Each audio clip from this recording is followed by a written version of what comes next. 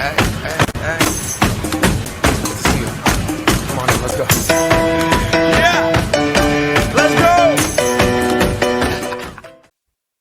Welcome to Postcamp Media Group. I'm Braxton Totten. This is JT Wilson. Today we're here with Miss Canerdy. She was a former teacher at Postcamp High School, and we're glad to have her with us today. Today we're going to ask you a couple questions about your life and professional career. That's fine. What all did you teach at Postcamp? Well, most of the time I was here, I taught 10th through 12th English. And a couple of years they let me have 9th grade, and I didn't know if I was going to like 9th grade or not. It turned out I loved it because I didn't feel as pressured to cover so much material as I did with the older students. So, and then they took it away from me. But anyway, most of 10th through 12th English. How long did you teach? I taught 29 years from age 22 to age 51. So when did you retire? I retired in 2003. I found out that my daughter was going to have me a grandbaby, and I decided that I wanted to stop and help raise grandkids. So, and now they're both grown. Both grandkids are grown now. So. Speaking on your kids, how many do you only have one daughter? I have one daughter and two grandkids. My daughter's name is Marla. My grandkids are Brady and Caitlin. Brady's a senior at New Albany High School, and Caitlin's in graduate school at Ole Miss. I have a son-in-law named Bradley, whom I love like a son. So what impact have your kids and grandkids had on your life? They've had a great impact on my life. As a matter of fact, now, when my daughter was little, my mother kept her every day while I taught school. And then when my grandkids came along, I was retired. And, after my granddaughter was born, 4 years later, the grandson was born. So I guess I would have to say I probably did more parenting with them than I did with my daughter, because when my daughter was little, my mother was keeping her. And then I came along and kept mine. They've had a great impact on my life. First of all, when I was teaching here, I had my daughter, Marla, in class. And I came to realize after I'd had her in 10th grade English for a while that I was being harder on her than I was on the other kids. Didn't mean to, didn't know I was doing it, but some of her classmates even said, you're being harder on Marla than you are on the rest of us. So I backed off. It just took them telling me that I was being too hard on my own kid.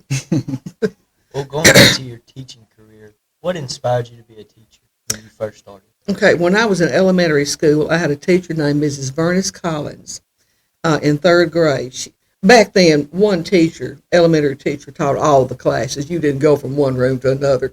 You were in that room, and that was your teacher all day long.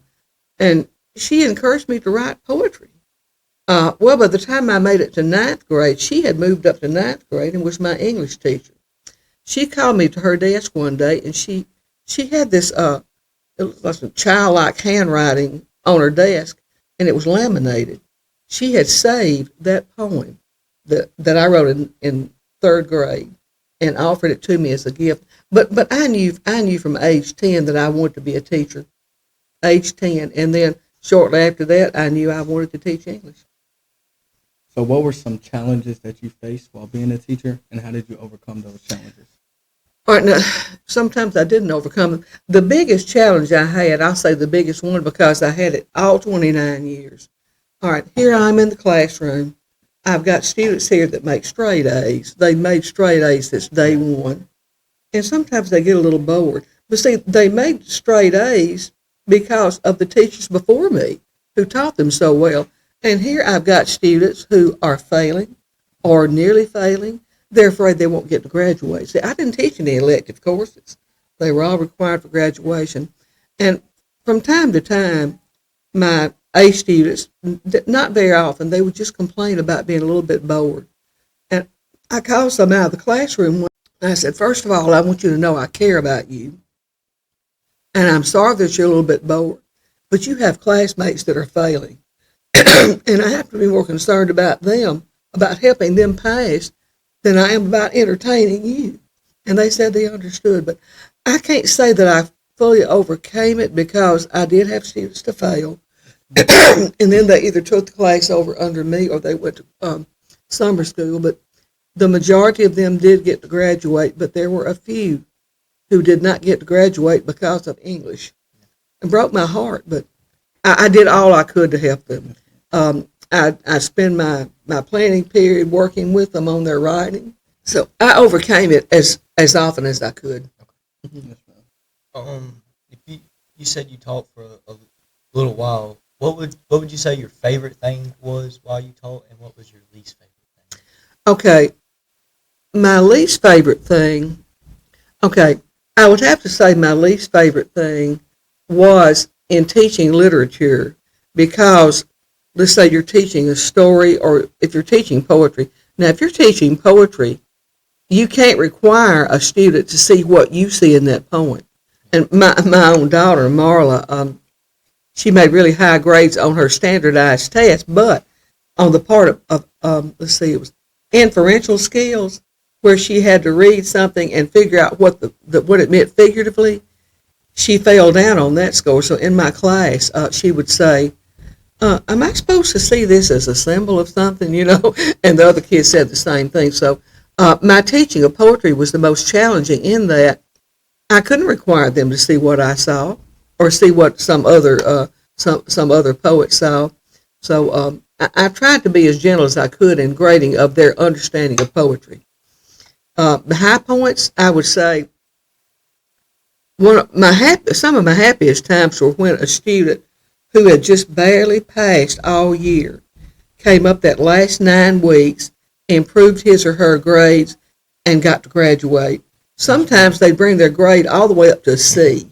Now that was a major thing to me. So those were some of my happiest times, seeing those students that were failing pass. What advice would you give an individual that plans on being a teacher to be successful? I would advise that person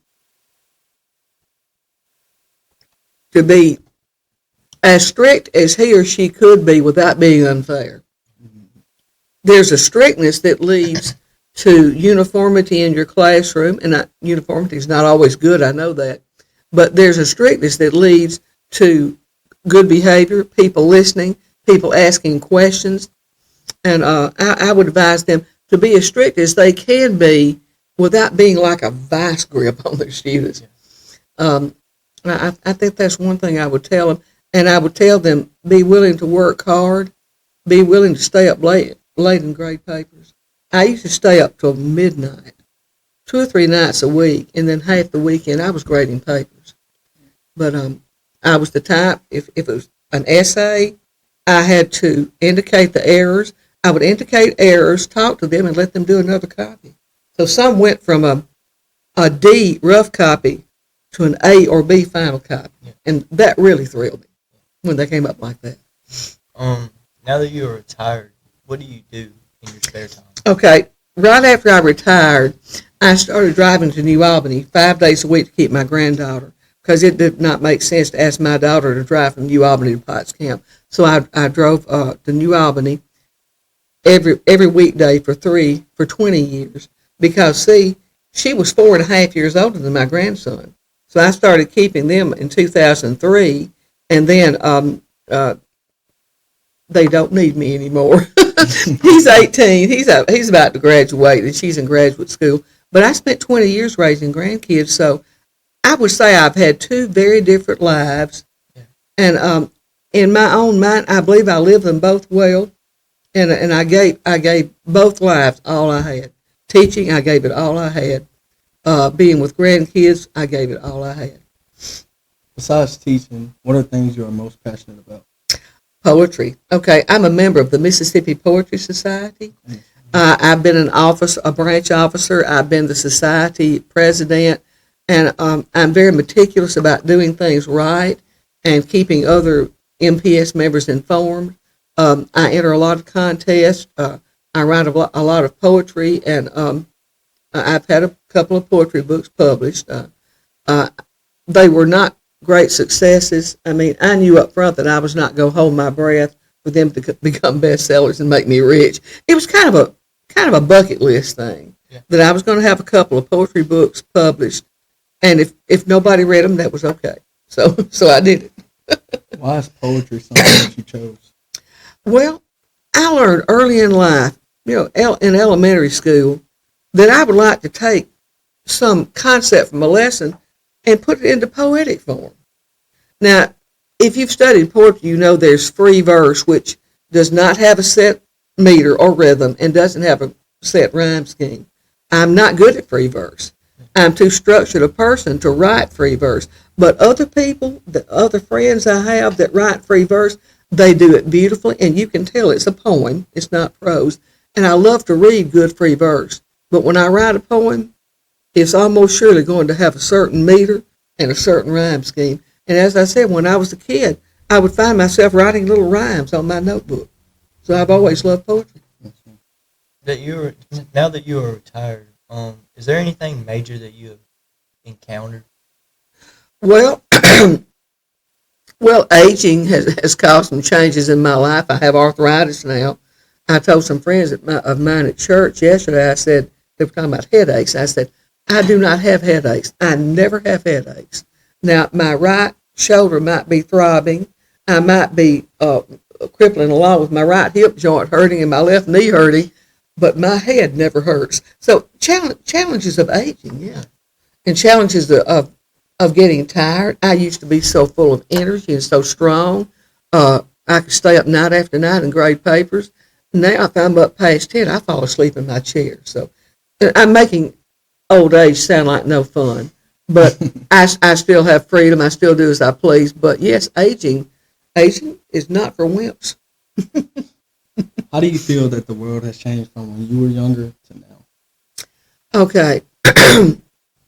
When I was a child, and you'll hear this over and over from people in my age bracket, I'm in my early 70s. My parents let us go outside to play for hours on end. Now, if my mother was watching us, she was slick about it because we'd look around. We never saw her watching, never saw Daddy watching, so we had complete freedom. We'd roam off into the woods for hours at a time. Then we'd hear her call us home for lunch or supper, and we'd go in for supper. Parents and grandparents are afraid to do that now because the statistics on that are so frightening that every few seconds a child is yanked out of a yard somewhere. I know that sounds terrible, but it's just the truth. So that's one way that life has changed. Parents and other caregivers cannot afford to give children the freedom that my generation had. It just won't do anymore. Now, some people it may work for some people, but overall, it just doesn't work anymore. Well, I think that's all the questions that we have for you today. Thank you for joining us. I've enjoyed this so much. Yes, ma'am. Y'all have Thank done a you. very good job, Thank young you. gentlemen. Make sure you like and subscribe so you don't miss it on the next video.